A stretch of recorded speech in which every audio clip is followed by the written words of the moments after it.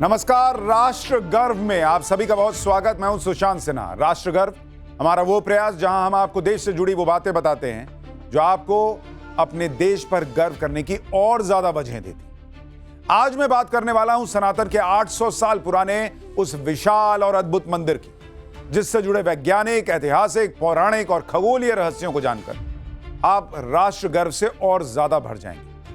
इस रहस्यमय मंदिर की चर्चा 16वीं सदी में ही 7 समंदर पार पहुंच गई थी। तब कारोबार के लिए यूरोप से ब्रिटिश, डच और पुर्तगाली समुद्री जहाज भारत आते थे। उन जहाजों में इस सनातनी मंदिर की जादुई शक्तियों की हैरतअंगेज कहानियां कही सुनी जाती थी। बंगाल की खाड़ी में एंट्री लेते ही बड़े बड़े समुद्री जहाजों के कप्तान सावधान हो जाते थे, क्योंकि वो मानते थे कि वो रहस्यमय मंदिर अपनी चुंबकीय ताकत से उनके जहाजों का रास्ता भटका देता है, उनके कंपास और मशीनें खराब कर देता है, समुद्री जहाजों को अपनी तरफ इस तरह खींचता है कि कई बार वो किनारे के चट्टानों से टकराकर नष्ट हो जाती है। आज उस सनातन से जुड़ी कहानी, उस मंदिर से जुड़ी कहानी को आपके लिए लेकर आया हूं। राष्ट्र गर्व।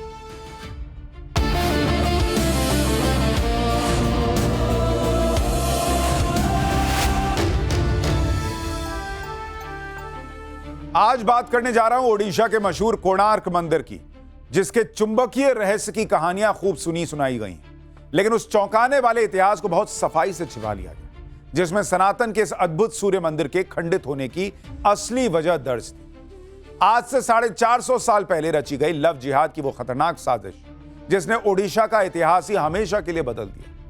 वहां से हिंदू राजवंश के शासन को मिटा दिया। उस कट्टरपंथी साजिश को झूठा साबित करने के लिए आजादी के बाद से ही नए नए नैरेटिव गढ़े जा रहे हैं, लेकिन ईरान में मिली प्राचीन पांडुलिपियों ने उन झूठे नैरेटिव्स पर सवाल खड़े कर दिए, उन पर बहस छेड़ दी। आज इसकी चौंकाने वाली परतें खोलूंगा, लेकिन पहले कोणार्क की वो गाथा बताता हूं जो आपको राष्ट्र गर्व से भर देगी।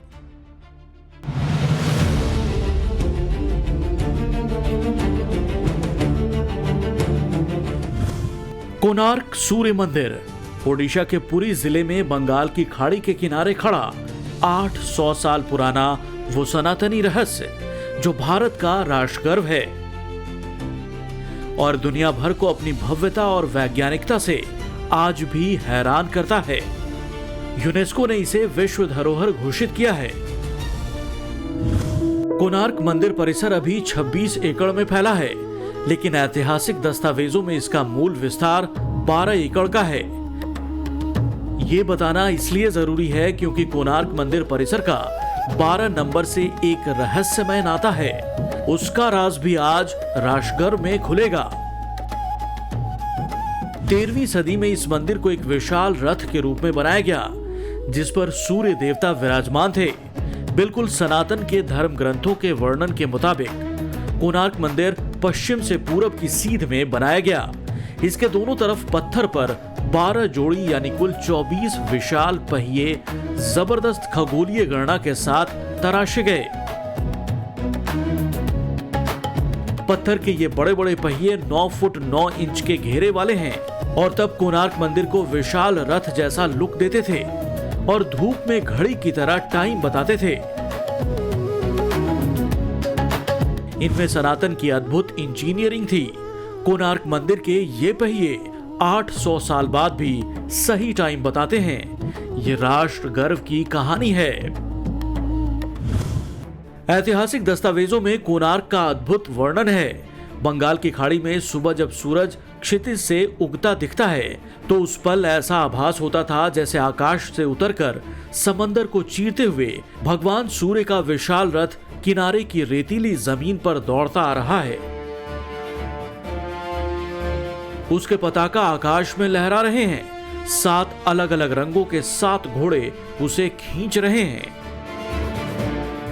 यह आभास इसलिए होता था क्योंकि कोणार्क सूर्य मंदिर को ओडिशा के राजा नरसिंह देव प्रथम ने ठीक उस जगह बनवाया था जहां समंदर से लगा हुआ चंद्रभागा नदी का मुहाना था, जहां यह नदी समंदर में मिलती थी। आज चंद्रभागा नदी का मुहाना पूरी तरह सूख चुका है और समंदर भी कोणार्क मंदिर से करीब 3 किलोमीटर पीछे खिसक चुका है, जबकि सन 1660 तक यानी आज से 366 साल पहले तक समंदर का पानी कोणार्क मंदिर की दीवारों से टकराया करता था उस भव्य दृश्य की आज जरा कल्पना करके देखिए। ओडिशा में समुद्र किनारे तब सिर्फ 2 ही ऐसी विशाल इमारतें थीं, जिसे देखकर विदेशी जहाज अपनी समुद्री यात्रा का रूट तय करते थे। ये समझते थे कि वो सही जा रहे हैं या नहीं, क्योंकि बंगाल की खाड़ी की समुद्री यात्रा में ये नेविगेशन के बड़े लैंडमार्क थे। पहला कोणार्क का सूर्य मंदिर, जो लगभग 229 फुट ऊंचा था, और दूसरा पुरी का जगन्नाथ मंदिर, जो लगभग 215 फुट ऊंचा था। दोनों मंदिरों के बीच 35 किलोमीटर की दूरी थी। तब जगन्नाथ मंदिर पर सफेद चूना पुता होता था, जो सूरज की रोशनी में दूर से चमकता था, इसलिए विदेशी नाविक इसे व्हाइट पैगोडा कहते थे। और कोणार्क मंदिर समंदर से काले रंग की विशाल इमारत जैसा दिखता था, इसलिए इसे ब्लैक पैगोडा कहते थे।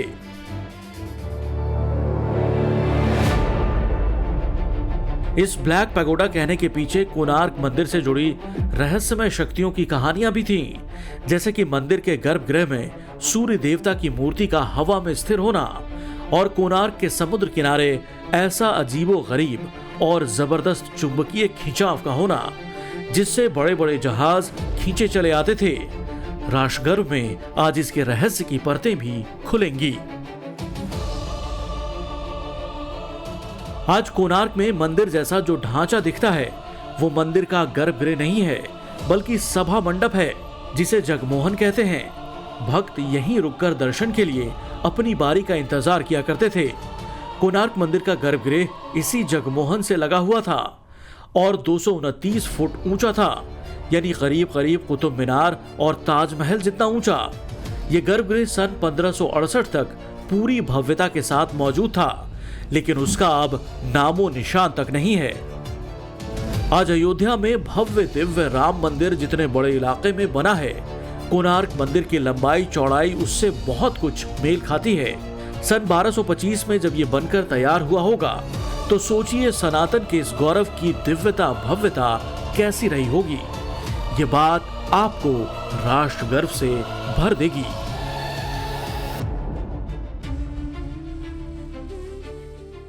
यानी ऐसे ऐसे दावे हैं जो आपको सोचने पर मजबूर कर देते हैं। सवाल तो यह भी है कि कोणार्क मंदिर इतना भव्य था, इतना जबरदस्त था, तो उसकी ऐसी हालत कैसे हो गई, क्यों हो गई? ऐतिहासिक रिकॉर्ड बताते हैं कि सन 1568 में बंगाल के मुस्लिम सुल्तान सुलेमान कर्रानी ने कोणार्क मंदिर को ध्वस्त करने के लिए बड़ी सेना भेजी थी।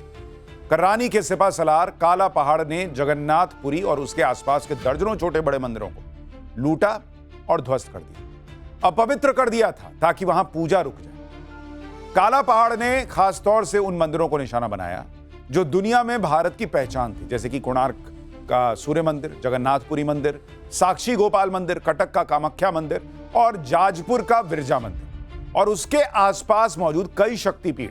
कोणार्क मंदिर को सबसे बड़ा नुकसान उसी हमले में हुआ। आप बताइए, इनमें से कितने मंदिरों का इतिहास आपको पता है?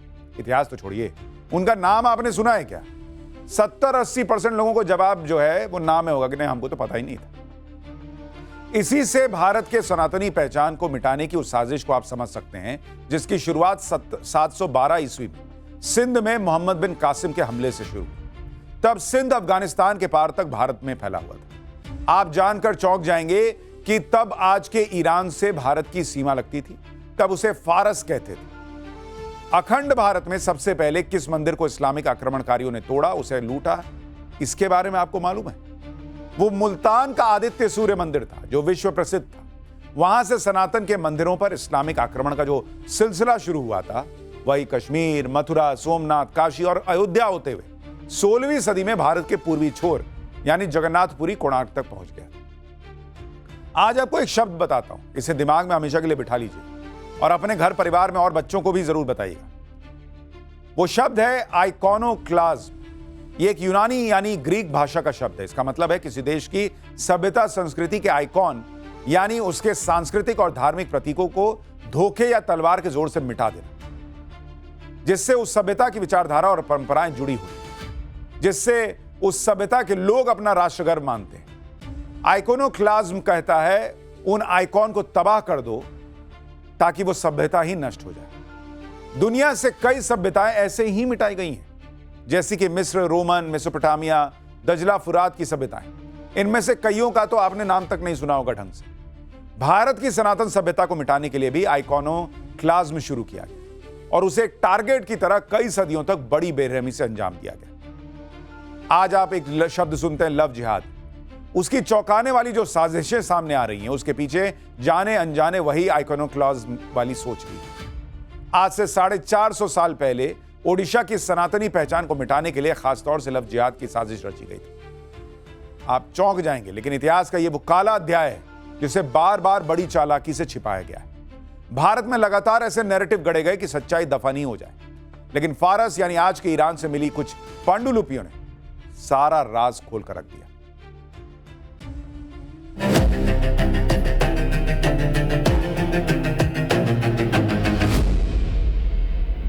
ये 458 साल पहले की बात है। साल था सन 1568, जब बंगाल के मुस्लिम सुल्तान सुलेमान कर्रानी के सिपह सालार काला पहाड़ के हमले से ओडिशा दहल उठा था। उसने चौतरफा लूटपाट और कत्लेआम मचाया। पहले पुरी का जगन्नाथ मंदिर और फिर कोणार्क को निशाना बनाया। 25 दिनों तक कोणार्क मंदिर को ध्वस्त करने का अभियान चलाया। पहले उसकी चार दीवारी तोड़ी गई, फिर गर्भगृह, सभा मंडप और नाट्य मंडप पर एक साथ हमला बोला गया। ऐतिहासिक दस्तावेज बताते हैं कि कोणार्क मंदिर के गर्भगृह की दीवारों का मुख्य ढांचा 25 फुट मोटा था। इसी तरह सभा मंडप के मुख्य दीवारों की मोटाई 15 फुट थी और नाट्य मंडप की दीवारों की मोटाई 10 फुट थी।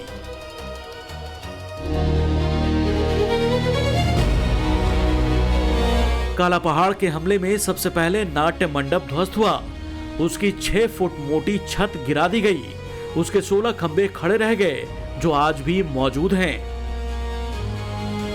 यहां इस रास्ते से लगी जो 2 विशाल मूर्तियां हैं, जिसमें हाथी को सिंह ने दबा रखा है। हाथी के नीचे एक मानव दबा दिख रहा है। यह नाट्य मंडप है, यानी कोणार्क मंदिर का एंट्री पॉइंट। यहां तब ओडिशा राज के बड़े बड़े दरबारी गायकों कलाकारों का भक्ति संगीत का कार्यक्रम चलता रहता था। भजनों की धुन पर देवदासियां भक्ति नृत्य करती थीं। इसी नाट्य मंडप से 40 फुट की दूरी पर जगमोहन और उससे लगा कोणार्क मंदिर का गर्भगृह था। जगमोहन को ओडिशा की पीढ़ी शैली में बनाया गया था, जो पिरामिड जैसी वास्तुकला है। इसमें बेहद मोटी दीवारों के साथ आधार चौड़ा बनाया जाता है और ऊपर का हिस्सा छोटा रखा है। इसीलिए काला पहाड़ की सेना इसे नहीं तोड़ पाई। काला पहाड़ गर्भगृह को ध्वस्त करना चाहता था। इसके लिए उसने गर्भगृह के शिखर पर लगे 52 टन के उस विशाल पत्थर को गिरा दिया, जिसने पूरे ढांचे को मजबूती दे रखी थी। लोक कथाओं के मुताबिक शिखर पर लगा वो विशाल पत्थर बेहद शक्तिशाली चुंबकीय पत्थर था। कहते हैं इसे इस तरह सेट किया गया था कि कोणार्क के गर्भगृह में स्थापित सूर्य देव की पूजा मूर्ति चमत्कार की तरह हवा में ऊपर उठी दिखती थी।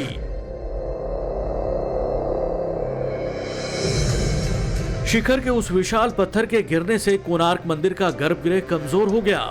उसके पत्थर की ऊपरी दीवार गिरने लगी और अगले 300 सालों में गर्भगृह पूरी तरह से ध्वस्त हो गया। ओडिशा के ऐतिहासिक दस्तावेज बताते हैं कोणार्क के टूटे हुए गर्भगृह का आखिरी हिस्सा सन 1848 में ढह गया, जब वहां भयंकर विनाशकारी तूफान आया था।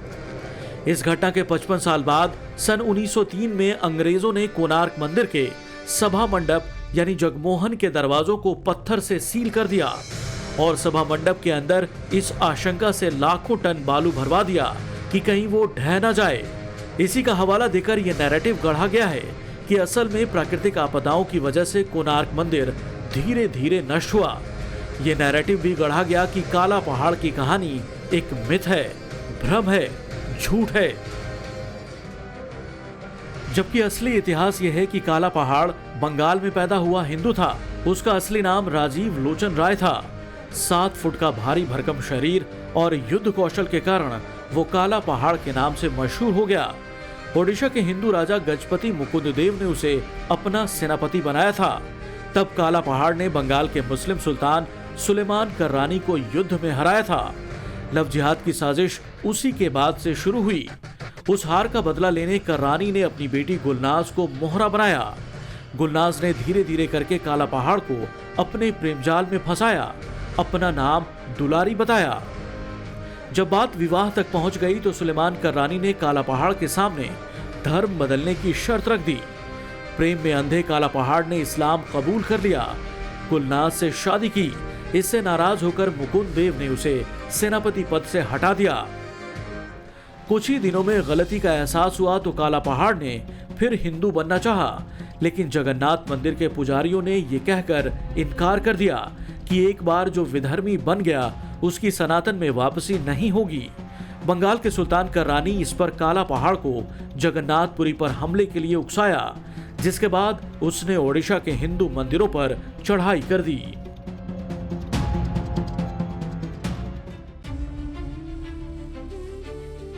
जगन्नाथ मंदिर के सबसे महत्वपूर्ण आधिकारिक दस्तावेज मदाला पंजी में काला पहाड़ के हमले का पूरा ब्यौरा है।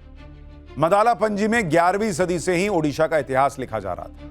ओडिशा के अलावा बांग्ला साहित्य में काला पहाड़ के आक्रमण और उसके पीछे के लव जिहाद की पूरी कहानी। बंगाल के मशहूर इतिहासकार गुलाम हुसैन सलीम, जिन्होंने सन 1788 में किताब लिखी द हिस्ट्री ऑफ बंगाल, उसमें भी काला पहाड़ को मंदिरों को नष्ट करने वाला चमत्कारी योद्धा बताया गया। सोचिए, जिस हिंदू योद्धा की वजह से ओडिशा के मंदिरों पर आंच नहीं आई, उसे ही मंदिर विध्वंस का हथियार बना दिया गया।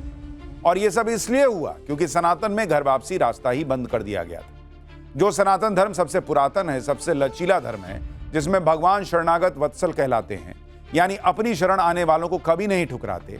गीता के 18वें अध्याय का 66वां श्लोक याद कीजिए, जिसमें भगवान कृष्ण कहते हैं कि सर्वधर्मान परित्यज्य मामेकम शरण ब्रज, यानी सब कुछ छोड़कर मेरी शरण में आ जाओ, मैं तुम्हारा उद्धार कर दूंगा। घर वापसी का रास्ता बंद करके उसी सनातन धर्म का कितना बड़ा नुकसान किया गया। तलवार के जोर पर जिनका जबरन धर्मांतरण कर दिया गया, ऐसे पीड़ित अपने धर्म में वापस आने के लिए लंबे समय तक छटपटाते रह गए। और जब उन्हें नहीं अपनाया गया तो काला पहाड़ की तरह वो भी सनातन विरोधी बन गए। उसी गलती को सुधारने के लिए आज राष्ट्रीय स्वयंसेवक संघ यानी आरएसएस ने घर वापसी का अभियान छेड़ा हुआ, जिसका मुस्लिम कट्टरपंथी विरोध कर रहे हैं। संघ की कोशिशों का नतीजा है कि बहुत से परिवार पीढ़ियों के बाद सनातन धर्म में घर वापसी कर रहे हैं। लेकिन सवाल यह है कि काला पहाड़ के जिस चैप्टर को इतिहास में दबा देने की कोशिश की गई, उसका पन्ना खुला कैसे?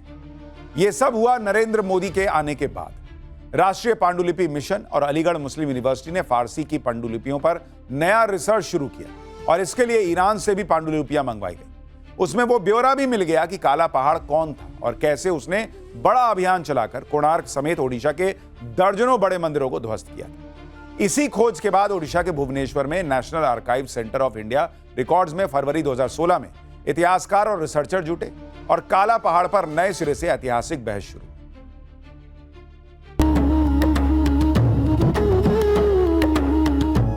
सनातन के धर्म ग्रंथ कहते हैं, जहां आज कोणार्क मंदिर है, वहां कभी भगवान कृष्ण के बेटे साम ने श्राप से मुक्ति के लिए 12 साल तक तप किया था। सूर्य देव ने प्रकट होकर उन्हें कुष्ठ से मुक्ति दी थी। तब साम ने कोणार्क में पहला सूर्य मंदिर बनवाया। आज भी साम की कुटिया कोणार्क परिसर में मौजूद है। ग्रीस के मशहूर भूगोलवेत्ता क्लाउडियस टोलेमी 2वीं सदी में कोणार्क आए।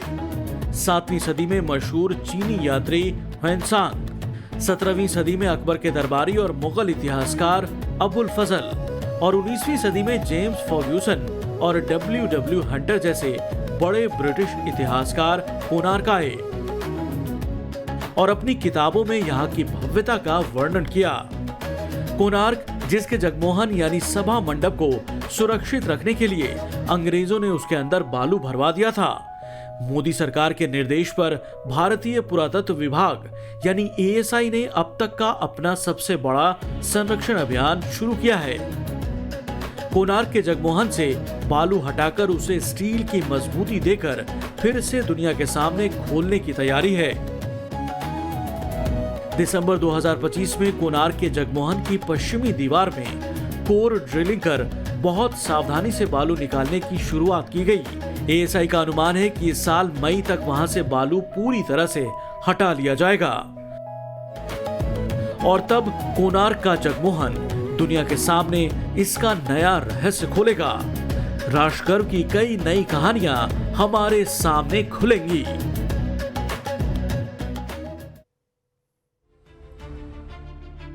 मोदी सरकार का प्लान यह है कि कोणार्क के जगमोहन यानी सभा मंडप से रेत हटाकर उसे नई मजबूती दी जाए, इसे दुनिया के लिए खोल दिया जाए। इस काम को बेहद सावधानी से किया जा रहा है। अंदर से रेत हटने से कोणार्क के कई रहस्यों के खुलने की संभावना है। उसके निर्माण की प्राचीन तकनीक खुलेगी। अंदर कलाकृतियां, मूर्तियां, मंदिर से जुड़े महत्वपूर्ण शिलालेख और नक्काशी का पता चलेगा। अंदर के दरवाजों की कलाकारी पहली बार दुनिया के सामने आएगी। ये कोणार्क के इतिहास के नए सबूत होंगे। एएसआई और रुड़की के सेंट्रल बिल्डिंग रिसर्च इंस्टीट्यूट के वैज्ञानिक बालू निकालने से पहले कोणार्क मंदिर की जांच एंडोस्कोपी और लेजर स्कैनिंग से कर चुके हैं। उसमें मंदिर के अंदर लोहे की कई विशाल बीम और गर्डर के होने का पता चला है।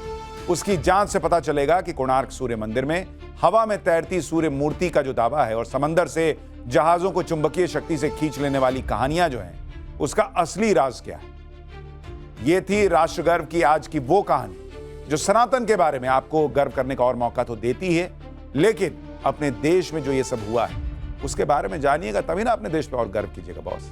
इसलिए रोज शाम 6:25 पर राष्ट्रगर्व देखना मत भूलिएगा। आज के लिए इतना ही। अब मुलाकात होगी रात 8:50 पर न्यूज की पाठशाला में। नमस्कार।